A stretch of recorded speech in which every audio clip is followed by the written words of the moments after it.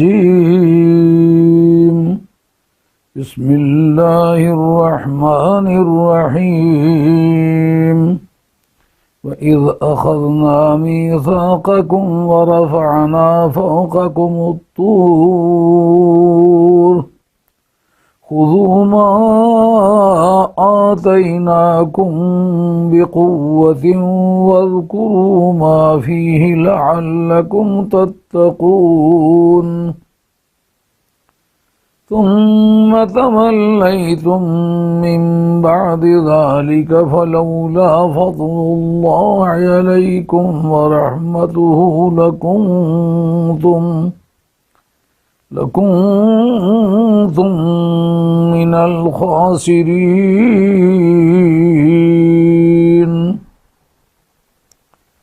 ولقد علمتم الذين اعتدوا منكم في السبت فقلنا لهم كونوا قردة خاسئين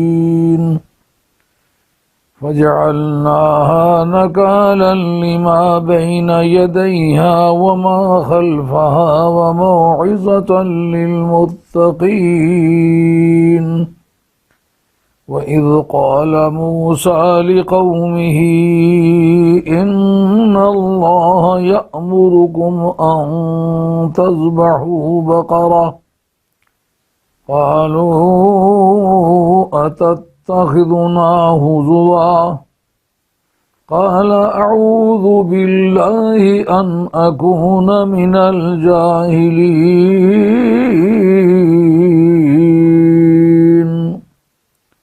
صدق الله مولانا العظيم وبلغنا رسوله النبي الكريم ونحن على ذلك من الشاهدين والشاكرين والحمد لله رب العالمين.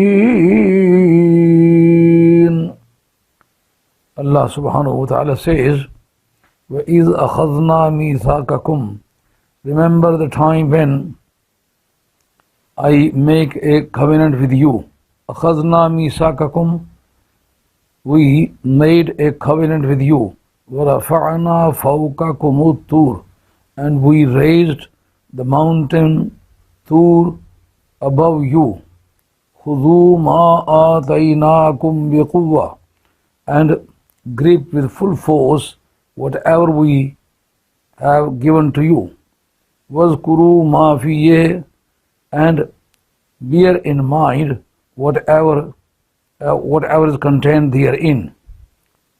لَعَلَّكُمْ تَتَّقُونَ. So that you may become pious and virtuous. ثُمَّ تَوَلَّيْتُمْ مِنْ بَعْدِ ذَلِكُمْ. And even then you turned away, means you forsook the covenant. فَلَوْلَا فَضْلُ اللَّهِ عَلَيْكُمْ وَرَحْمَتُهُ. If the blessings and the bounties of Allah had not been upon you, لَكُنْتُمْ مِنَ الْخَاسِرِينَ. You would have become in the loss. You would have lose all what you have. All of what you have. وَلَقَدْ عَلِمْتُمُ الَّذِينَ اعْتَدَوْا مِنْكُمْ فِي السَّبْتِ. And verily you know the people amongst you who exceeded the limits فِي السَّبْتِ, in the day of Sabbath, means in the Saturday. فَقُلْنَا لَهُمْ كُونُوا قِرَدَةً خَاسِئِينَ. So we asked them to become the despised and hated monkeys. فَجَعَلْنَاهَا. And we made this event نَكَالًا, a deterrent punishment, لِمَا بَيْنَ يَدَيْهَا وَمَا خَلْفَهَا, for the people who are in front of them and behind them. وَمَوْعِظَةً لِلْمُتَّقِينَ. And this is an advice for the pious people. وَإِذْ قَالَ مُوسَى لِقَوْمِهِ. Remember the time when Moses said to his community, إِنَّ اللَّهَ يَأْمُرُكُمْ أَن تَذْبَحُوا بَقَرَةً. Verily Allah enjoins you, commands you to slaughter a cow. Qalu, they said, Atattakhizuna huzuwa. Are you making Mickey out of us? Are you taking us for a joke? Are you joking with us? Qala a'udhu billahi. He said, I seek the refuge of my Allah, an akuna min al-jahilin, from being a member of the ignorant community. So this is the verbal translation of the passage I recited before you. Here Quran says, وَإِذْ أَخَذْنَا مِيثَاقَكُمْ وَرَفَعْنَا فَوْقَكُمُ الطُّورَ. This verse has got a background. When Moses came back from the mountain of Tur with his Pentateuch, with his book, which was inscribed on the tablets of the stone, and he opened the policy and read all of the contents of the book. They plainly told him that they were not ready to accept the contents of those tablets because that was too hard to be practiced by them. So when they plainly refused to accept the contents of that book, so it was a cause of wrath of Allah. Allah said, when they were enslaved by Pharaoh and his community, and they were being tortured by all of the party in power, and according to the civil law of that country, they were not in position to go to any court. The doors of judiciaries were also closed to them, and they had got no share in the legislature, and there was no power with them, and they were powerless, they were slaves, and they had got no properties. All of the properties were owned by the Pharaoh and the party in power. They were just working for the country and taking for their needs. So that was the first life they were leading. And when I emancipated and manumitted from that wretched life, so therefore they should have been very thankful to me for the emancipation of that slavery. I freed them from the torture, from the mental torture, from the physical torture, and they were not enjoying the life, enjoying the independence just like common people in the world. So therefore they should have taken whatever I had given to them. When they plainly refused to accept the contents of that book, Allah asked Gabriel to lift up the mountain Tur and hang it above them. So when they were under the pressure of that mountain, they said, "Oh our Lord, we are ready to accept whatever was brought by Moses, may grace and peace of Allah be upon him." So look, they are the community which were pressurized by Allah subhanahu wa ta'ala. They did not accept happily the contents of their own book, and on the contrary, the Muslims were ready to be slaughtered, but they were not ready to give up the Holy Quran and the prophetic traditions. They were trying to practice each and every practice by the Holy Prophet. They were completely and fully committed to the precepts of the Holy Prophet. So this is a fundamental and basic difference between Islam and the other religion. The main religion in the world is Judaism, but Judaism was started by means of pressure, because these were the people who were in Sinai Peninsula, and they were companion of the Prophet Moses. Not only Moses, Aaron was also with them. So when they got the life of two prophets simultaneously, they should have been more pious than the other communities in the world. But instead, they totally and plainly refused to accept the contents of Torah. Quran says, وَإِذْ أَخَذْنَا مِيثَاقَكُمْ, and remember the time when we make a covenant with you about the acceptance and about the believing in the book. وَرَفَعْنَا فَوْقَكُمُ الطُّورَ, and we raised up the mountain Tur above you. Means you were not ready to accept it happily with free consent, and then we pressurized you. So here there is a question about the religious policy. Quran says, La ikraha fid deen. There is no duress or coercion in Islam. So here Quran says that no coercion in Islam, but here when the mountain Tur was raised above them, so it is an example of pressurizing. So the answer is, first answer is, this policy was adopted and followed by Islam, that no one would be pressurized to accept Islam. But this is not concerning with other religion. But the research scholars are of the opinion that the same policy was adopted and attempted by all of the religions, because the celestial religions are not accustomed to pressurize one to accept a belief.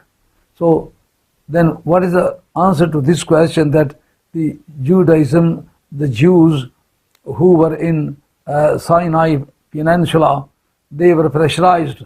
We can easily say that this is not a pressure for accepting a religion or to embrace an Islam or a religion, but it was the apostasy, because previously they had believed in Moses, may grace and peace of Allah be upon him, including other Saint Aaron, may grace and peace of Allah be upon him. So when they had already accepted that religion, so it was apostasy on behalf of them, that they rejected the contents of Torah. So when a person is apostatizes, means gives up the previous true religions and goes out of the religions, so as a punishment he is liable to put to death.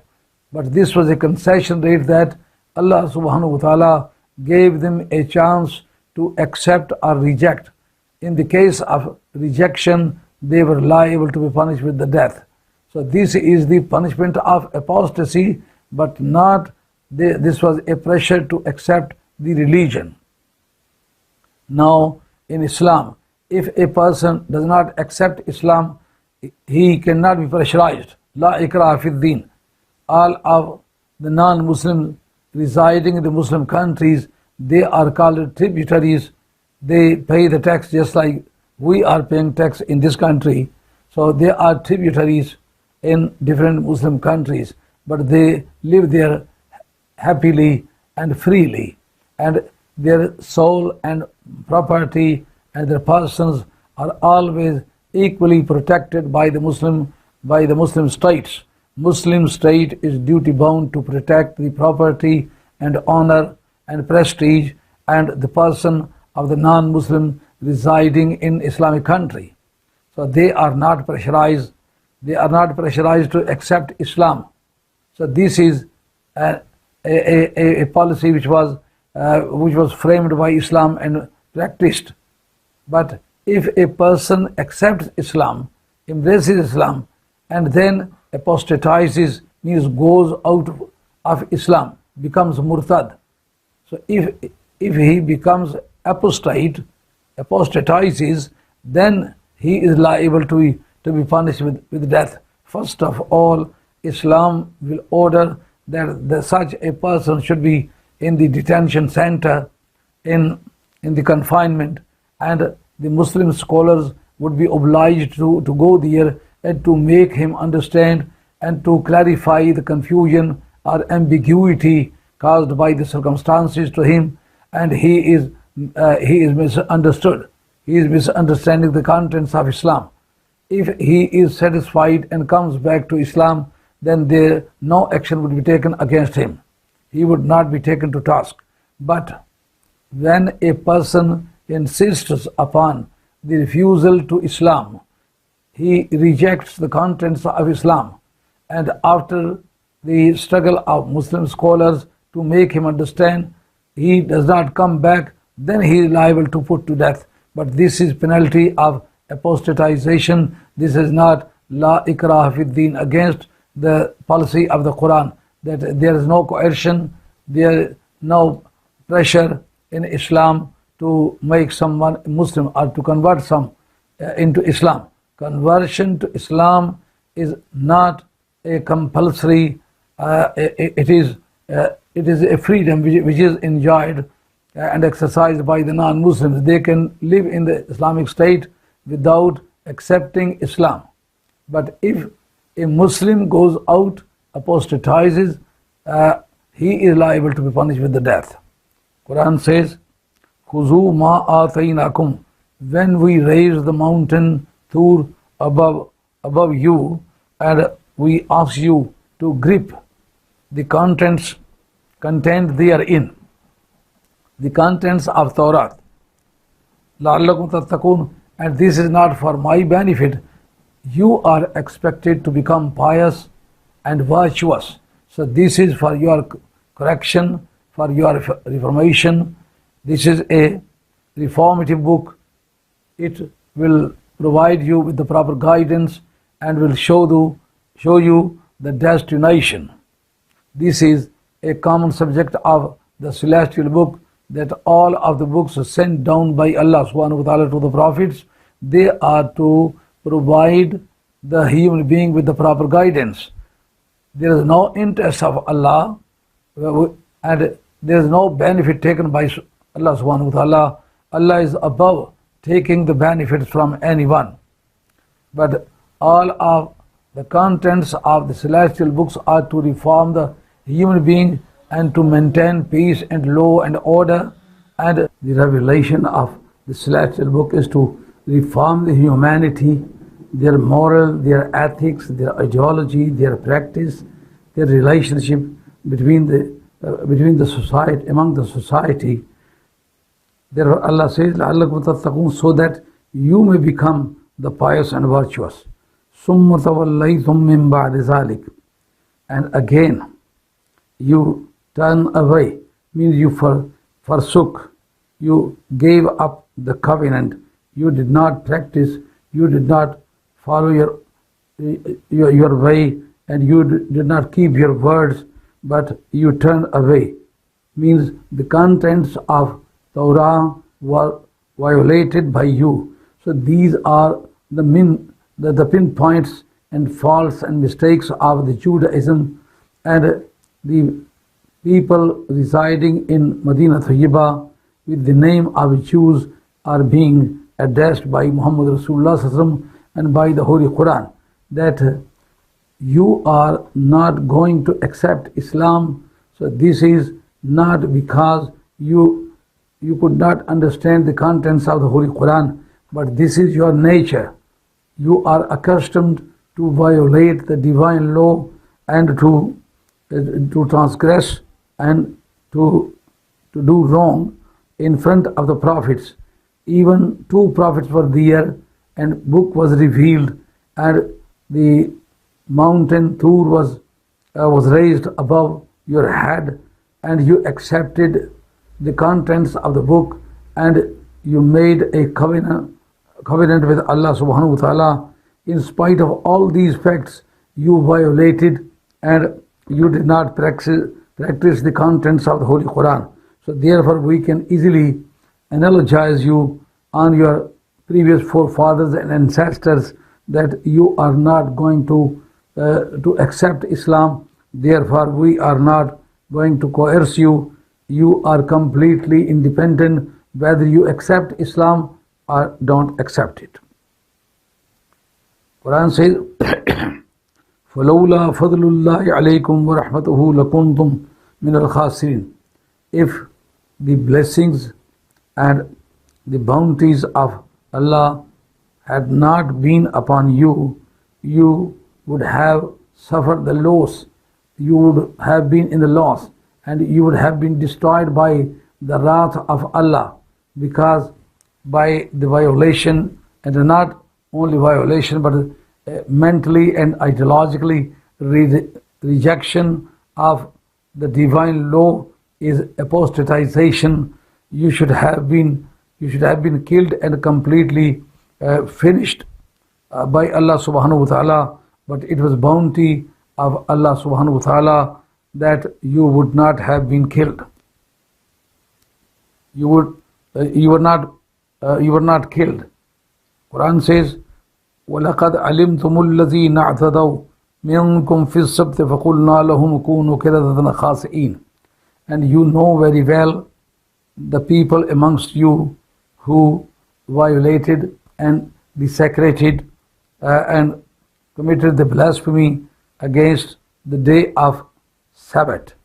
Means you were duty bound to pay the respect to that day. That day was a sacred day for you, and you were duty bound to worship Allah subhanahu wa ta'ala. And this quotation has got a very long background. The history of the biblical sciences says that when the book was given to them and Moses began to patronize them and to teach them and to make them practice the contents of Torah, in this very period they were guided by Allah subhanahu wa ta'ala to pay the respect to the Sabbath, means to the Sacred day, because according to the ideology of the Jews and Christians, according to the biblical sciences, Allah subhanahu wa ta'ala had made the universe, the skies and the grounds and the earth within 6 days, and the 7 days was preserved for the rest according to their ideology. We don't believe that Allah needs a rest. Allah is completely above from all of the vicissitudes and all of the ups and downs of the creature. As human being gets tired or falls ill, Allah is complete from all of these vicissitudes. And they say that the 7 days, means Saturday, was preserved by Allah to take rest. Therefore, all of the Jews were ordered by Allah subhanahu wa ta'ala to take rest and to pay respect that day. That day was not only for taking rest, but for worshipping of Allah and not doing anything but just to worship Allah subhanahu wa ta'ala. The liturgical activities were necessary for them to be practiced, but they violated the law, and the fishing was also prohibited. The other hunting was also prohibited, because that day was exclusively for worshipping of Allah and taking the rest. No hunting was allowed, no fishing was allowed, no other worldly business was allowed. Business was also prohibited. All of the shops and all of the shopping centers and the other social activities were prohibited for them, except taking the rest and following the liturgical activities, the worshipping, the devotion. But when a period passed away, they began to violate the law. In those days, it was experienced that the fish would come on the surface of the sea in a large number, very abnormally in abundance, and they thought that that day was very suitable for fishing, and that business could have been flourished by means of hunting on Saturday. But it was a great ordeal and examination for them. This was a great trial for them. It was not allowed for them to fish or to hunt anything else. So they hit upon a thought that certain ponds should be made on the bank of the sea, and the fish should be enclosed in those ponds, and after that day, means a Sunday or Monday, all of the fishes enclosed and confined there should be hunted. So this remedy was sought out by them. Quran says, so this was a deception to the law of Allah and to the law of Moses, may grace and peace of Allah be upon him. Quran says they began to fish with this way. The word of fishing or hunting the fish could not be used in those days on these tactics, but this tactics was just to deceive the divine law. Allah subhanahu wa ta'ala said that the main purpose of the sacredness of that day was to avoid everything else except the worshipping of Allah and taking the rest. But you began to make many type of tactics and many type of measures to deceive the divine law. Therefore you are going to be penalized by Allah subhanahu wa ta'ala. Quran says, فَقُلْنَا لَهُمْ كُونُوا قِرَدَةً خَاسِئِينَ. So Allah said, Allah asked them to become the monkeys which are despised and hated by the people. So monkey was enough. What is the benefit of khasi'een? Khasi'een, despised and hated and condemned by the people. So according to Shah Abdul-Aziz Shah Muhaddis Delvi, these additional qualities pays an additional meaning. Semantically it makes a lot of difference. Monkey as a monkey is an animal. They were disfigured, they were transformed, and they were transmuted into the monkeys. Shah Abdul-Aziz Shah Muhaddis Delvi says that khasi'een means the monkey has got no conscience of his own. He cannot consider the matter by himself, but he always copies the others without any consideration of loss or benefit. So when the special quality of a monkey was found here, then they were changed into the monkeys which are khasi'een, means despised and hated. So here we come to the conclusion that if a person has got no conscience of his own, he has got no ideology and no conceptions and no doctrines, but always follows the other people, he is quality-wise a monkey. He is just like monkeys. So this is a quality of monkey, this is not a quality of a human being.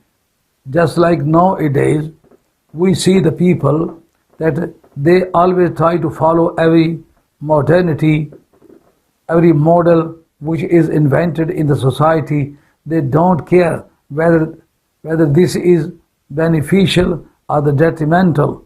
Without any discrimination, they follow the other people. The wealthy countries are being followed in respect of their fashion.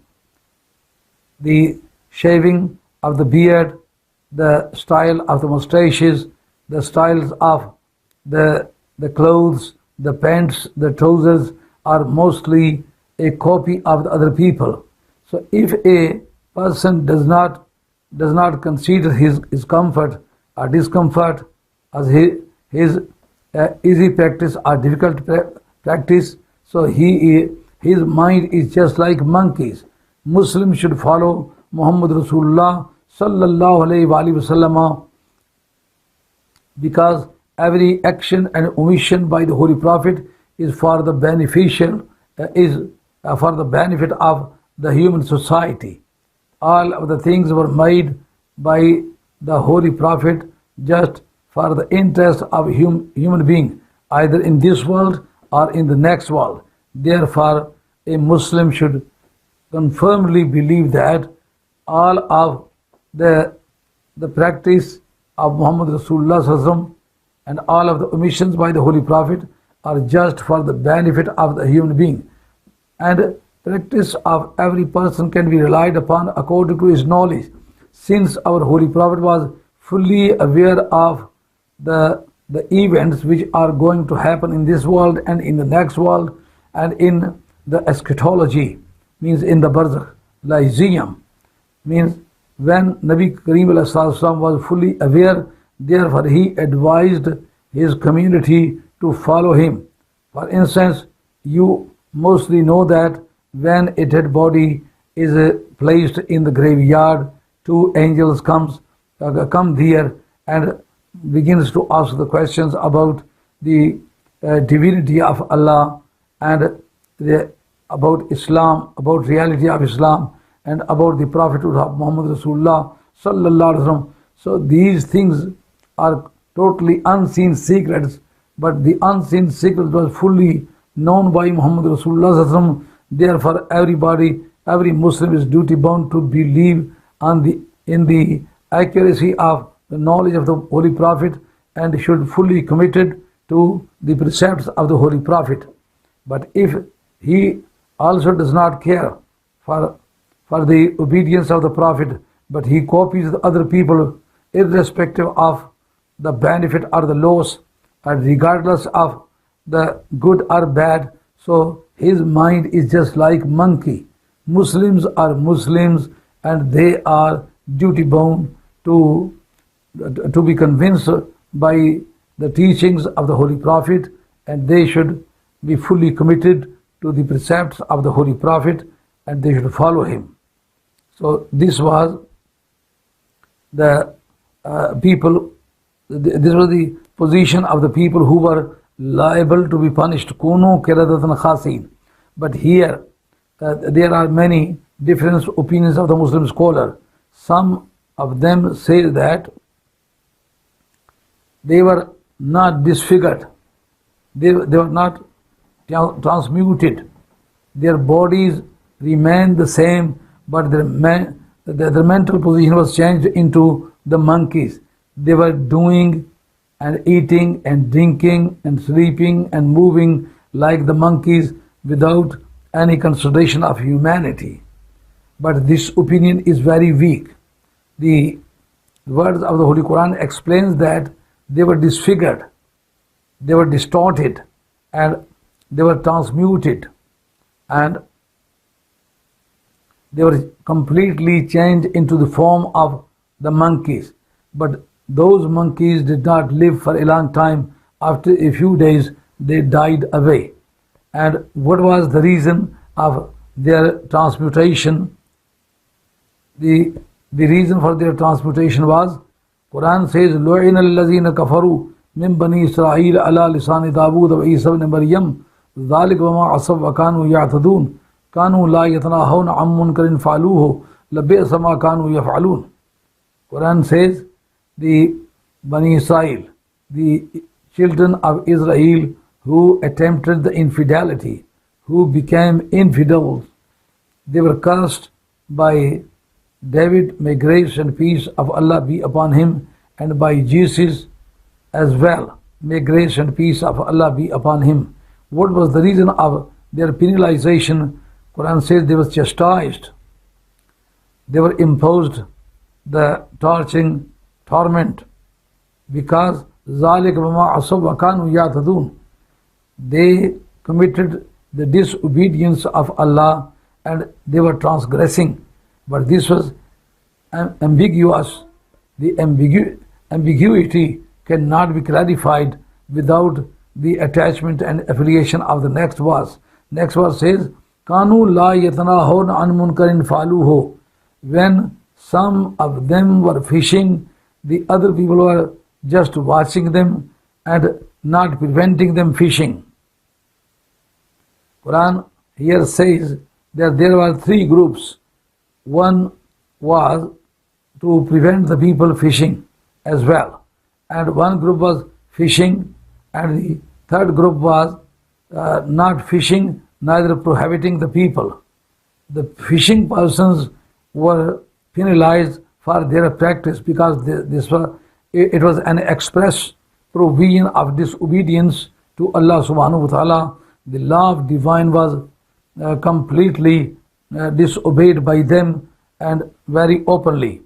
And the other group who were not fishing and not exercising the silence, but they were preventing the fishing people. They were saying that this was against the constitution prescribed for the Judaism, and that was not allowed for them. Therefore, they should not hunt the fish. Fishing was completely prohibited for them, and they were expressly violating the law of Allah subhanahu wa ta'ala. And the third group who was not fishing nor prohibiting, both group, the fishing people and the other people who were not fishing but not preventing the other people who were fishing.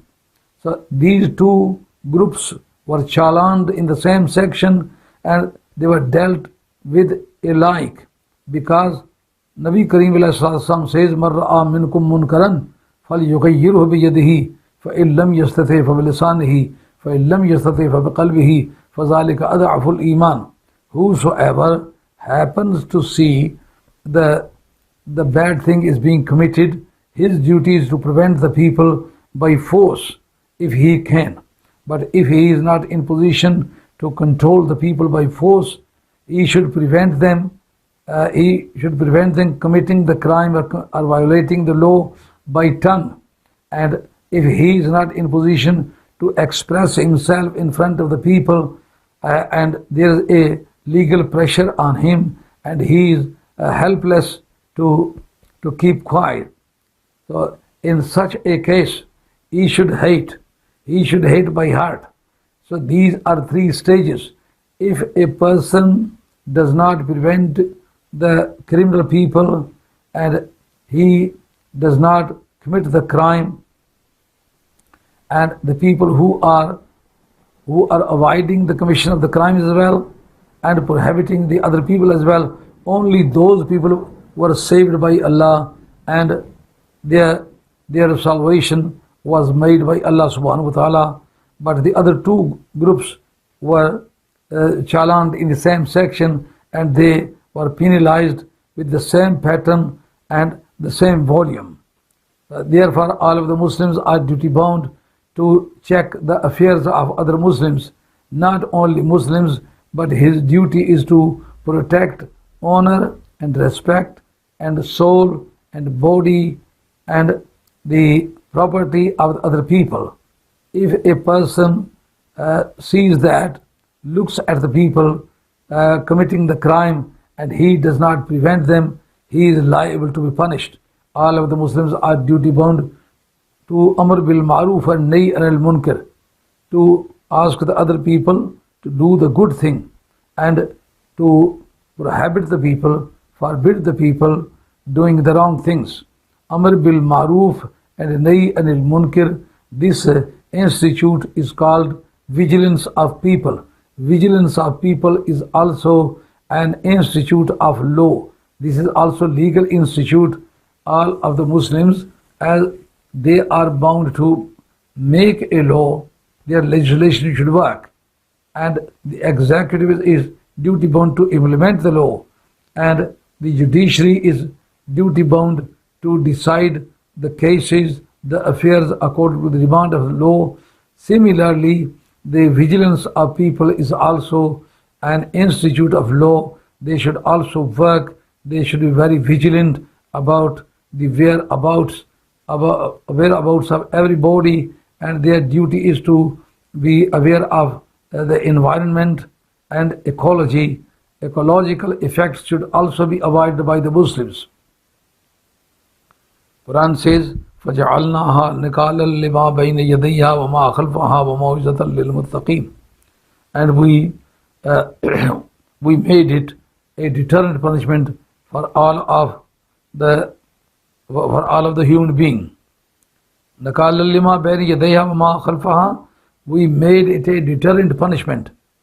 Means their transmutation in the form of the monkey was a punishment. But what was the nature of this punishment? This punishment can be called deterrent punishment. There are four views about the punishment: the retributive punishment, the reformative punishment, the preventive punishment, and the deterrent punishment. Inshallah, the next chapter, all of the details about these type of punishment would be given, but at the moment I would like to say a few of them. The retributive punishment is a punishment which has got a purpose of retaliation. For instance, a murderer is murdered or hanged or imposed a death penalty just for sake of the retaliation. This is called retributive punishment. The other punishment, reformative punishment, to correct the people, to reform the people, just like the criminal persons which are not liable to be punished directly, they are detained in the detention centers. They are called reformatory centers. So they are put there and they are educated and they are medically treated as well, just to prevent them taking the drugs, the narcotics or intoxicatings, and the moral also taught to them, and the contents of the book in Islamic world, the contents of the Holy Quran and the prophetic traditions are also communicated to them, just to reform them ideologically and practically. This is called reformative punishment. And the retributive punishment and reformative punishment and the preventive punishment. Preventive punishment is a punishment which causes disability to the criminal, so that they may not repeat the same crime. Just like the robbers, one leg and one hand from different sides are cut off just to disable them to commit the robbery again. And the deterrent punishment is a punishment which is given to the criminals just to show the people that if any other person does the same, he would be dealt with the same pattern, with the same value, with the same volume. Just like a person, a apostatized person, apostate, is hanged on the crossroad just to prevent the other people to commit the apostasy. Means the apostasy is highly culpable action. Therefore, he is given the enhanced punishment. He is punished for his apostasy. He is hanged. And why he is hanged? Why is he hanged in the crossroad? Just to teach the moral to the other people, so that the other people may learn the lesson and achieve the moral. This is the end of my lecture in English language today. Inshallah, tomorrow I shall give the further information about this very subject. وَمَا عَلَيْنَا إِلَّا الْبَلَاغُ الْمُبِينُ وَآخِرُ دَعْوَانَا أَنِ الْحَمْدُ لِلَّهِ رَبِّ الْعَالَمِينَ وَالصَّلَاةُ وَالسَّلَامُ عَلَى رَسُولِهِ الْكَرِيمِ الْحَمْدُ لِلَّهِ رَبِّ الْعَالَمِينَ بِرَحْمَتِكَ يَا رَبَّ